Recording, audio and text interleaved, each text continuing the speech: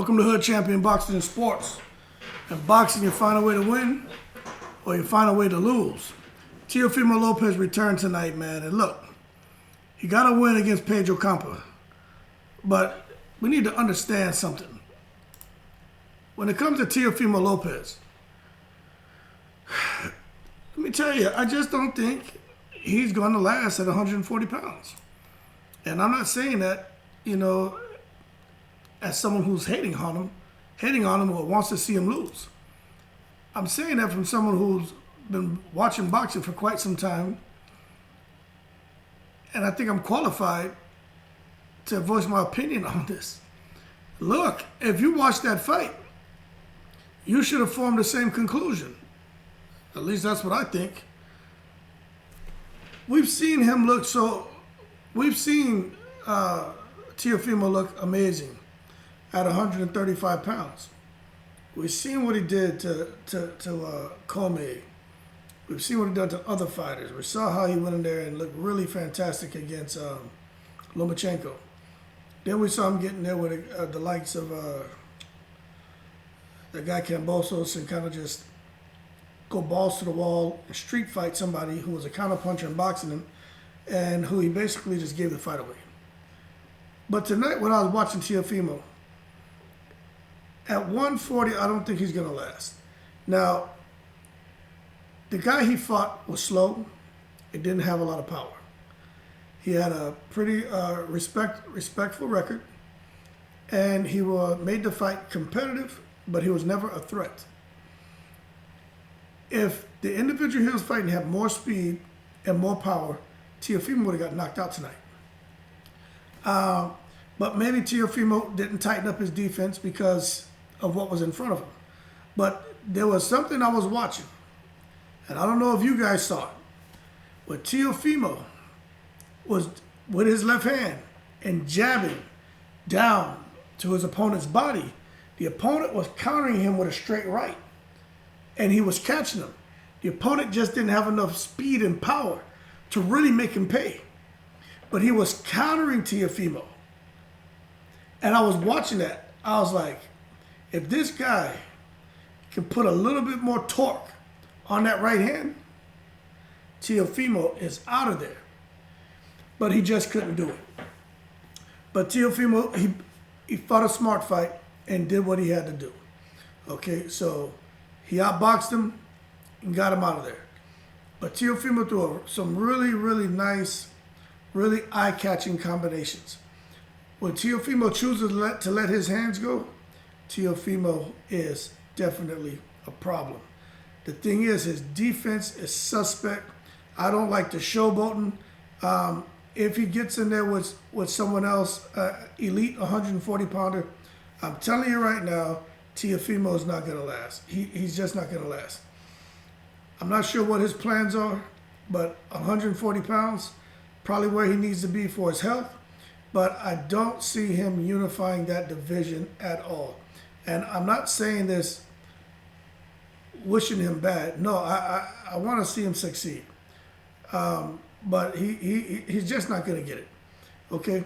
So he went on to call out Regis Prograis, Josh Taylor. He said if he can't make any of those big fights, then F it, he'll fight Ryan Garcia.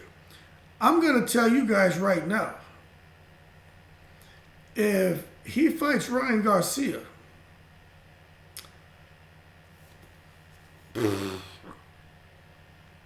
I pick Ryan Garcia to beat him. I'm just going to put it out there. Ryan Garcia will beat Teofimo Lopez. I'm just telling you. Ryan Garcia will beat him. Teofimo Lopez, man, he can catch Ryan Garcia. He can, but I just think Ryan Garcia will get him. This is what I think. I'm telling you. I think Ryan Garcia's speed and power will ruin this guy Teofimo's day, man. I just think Ryan Garcia has that kryptonite and has the style to just make Teofimo look horrible and Teofimo get stopped. If this guy Campa was able to touch up Teofimo the way he was, now again, Teofimo will more than likely tighten up against Ryan Garcia. He knows there's level to this. He knew what he had in front of him. That was a get-back fight. But I'm telling you right now, he goes in there messing around Ryan Garcia. With the speed Ryan has, and Teofimo has a horrible habit of dropping his hands. He was doing something in the ring like this, all this kind of Zab Judah kind of nonsense, you know what I'm saying? He was doing that in the ring. You can't do that against elite fighters. So I don't think he'll do that against a real threat in the ring. But I'm going to go ahead and put this out here. Josh Taylor murders Teofimo. Regis Prograis murders Teofimo. Ryan Garcia, I think he knocks him out. I don't think he murders him, but he knocks him out. Tank Davis, I would say I think because of the size difference, it'll be tough, but I think Tank knocks him out too. Devin Haney is the fight that Teofimo should be chasing. Because Devin Haney ain't going to knock him out. He'll outbox him, but he's not going to knock him out. That's what he should be looking at. I'm telling you, man, you can have your opinion on that. Okay? But Teofimo did return. He looked good. He was excited. He turned into a preacher for a moment. These guys are tripping me out, man. You know, ain't nothing wrong with thanking, God, for, whatever. You know what I'm saying? But he was so excited. He was thanking everybody. The man he even had that kid that plays basketball, Julian Newman, and Julian Newman's sister in the ring. I don't know where the hell they came from, but they were in the ring. I mean, he was just head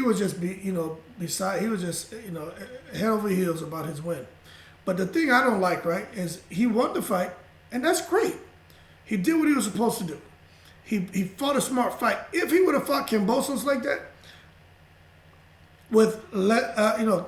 without all the showmanship and the showboating and bullcrap, I think he would have beat Kambosos. Box him, break him down, be smart. But it is what it is. But this is what I don't understand. So Teofimo's at 140. These sanctioning bodies are just out of control. So his first fight at 140, and he's already champion at 140 pounds. And two different, and the WBA and WBO, the Intercontinental something. I'm like, what the hell? This man just first fight at 140, he's got 2 belts already? The Intercontinental. So they hit him over the head with sanctioning fees. And the opponent had to pay sanctioning fee because he's fighting for the belts. So 2 different sanctioning bodies, so it's 2 different set of fees that both the winner and loser have to pay. Man, that's crazy, man. Man, I wouldn't even take those damn belts because they don't mean anything. Who did he beat to really earn those belts? So it's all a joke, in my opinion. But going forward, with Teofimo, I really think he needs to leave Josh Taylor alone. He needs to leave Regis. He definitely leave Regis alone, but I know Regis has a fight coming up. But he needs to be trying to make that Ryan Garcia fight. Because Ryan Garcia and Tank Davis is not going to happen. Mayweather, Dana White, nobody wants to deal with De La Hoya. Too much damage, man. Okay? The damage is irreparable. It's over.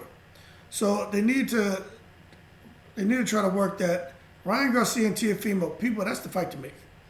That's the fight to make. But I'm just not sure if Teofimo is going to be able to handle a guy like Ryan Garcia. I just don't think so. And they're talking about making that fight December, I think it's the 15th, something about Heisman weekend, all right? I don't follow football. I follow boxing.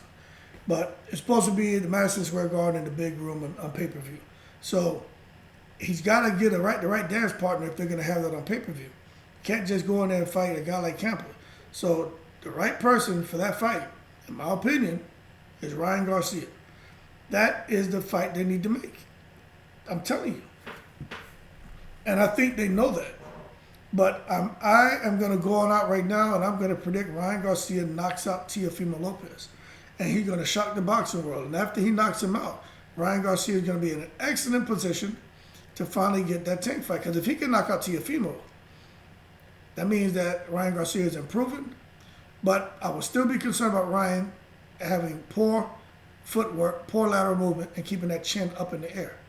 Because Teofimo has this weird, up jab. He'll throw the hook and come with an up jab. And it's powerful. He knocked the guy down with it tonight. But Ryan Garcia he's a sitting duck for an up jab or a straight right hand. And with Teofimo coming in and switching stances and being awkward the way he is in the ring, I could see him having some success against Ryan Garcia. He may be able to hurt him and get him out of there. But I'm going to go out and say Ryan Garcia with his range, with his speed, with his power, and Teofimo with the lapses in his judgment and poor defense at times, that Ryan Garcia will knock him out. Teofimo did not look impressive to me. He did not. But we'll see what happens in his next fight. I think that these guys, I think he and his dad aren't living in reality. He's got to go back and have a conversation. They need to look at the tape and look at how much success the opponent had. That opponent he had, by round 4, he should have had him out of there. But I get it. You want to box, be smart. But when Teofimo throws a combination or any shot, he stops and stands there, stationary, and admires his work. He can't do that against elite fighters, who once they feel your glove, once they feel that contact on their glove, they immediately react. So once he goes up, boom, boom, boom, they immediately counter. They immediately react. You see, and that's the thing that his opponent really wasn't able to do, was to react instinctively. That's because his opponent had just left one trainer and hooked up with Manny Robles. Before his opponent hooked up with before Campa hooked up with Manny Robles, Campa was throwing punches and tripping over his feet. He had no footwork. He wasn't setting his feet. He had no balance. He had his combinations weren't fluid. He didn't really have sound technique. Manny Robles with that short period of time, gave him sound technique, but he still hasn't done enough to have that kind of muscle memory to react instinctively when certain things happen. I remember boxing and being on the ropes, and you know if someone throws a shot here, especially if I'm low, I'm throwing an uppercut because the arm is out. He has no defense. I'm either throwing an uppercut or I'm turning. And those are things, even me now at 47, I still, if I'm out there playing with my sons and they hit me here, I react that way. Now, it's definitely not the same, but in my mind, I know what to do and I can still react. It's definitely not as quick as it used to be.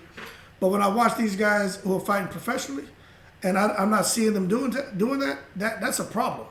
So when it gets in there with like Ryan Garcia, Prograis, or Josh Taylor, anyone who's on top of the game at 140 pounds, he can't do that. He can't afford to throw off a combination and stand there and admire his work, because he'll be in the midst of throwing that combination.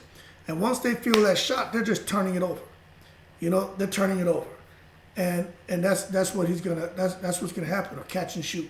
So I think Teofimo has a lot of work to do, and if anything, he called it the takeover. I think if anything, he exposed himself that he's not 100%, and that at this weight, if he's not going to get into camp and really work on those flaws, I'm telling you, this whole 140-pound run is going to be one and done, because he's going to get in there. If he gets in there with,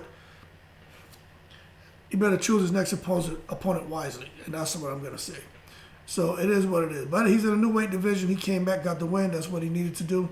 On to bigger and better. I do hope that it's against a big name, because I would like to see if he can go back to the drawing board and tighten up, because he shouldn't have got hit with those shots he was getting hit with by Campa. If Campa had more speed and power, Teofimo would have been in trouble. I'm telling you right now.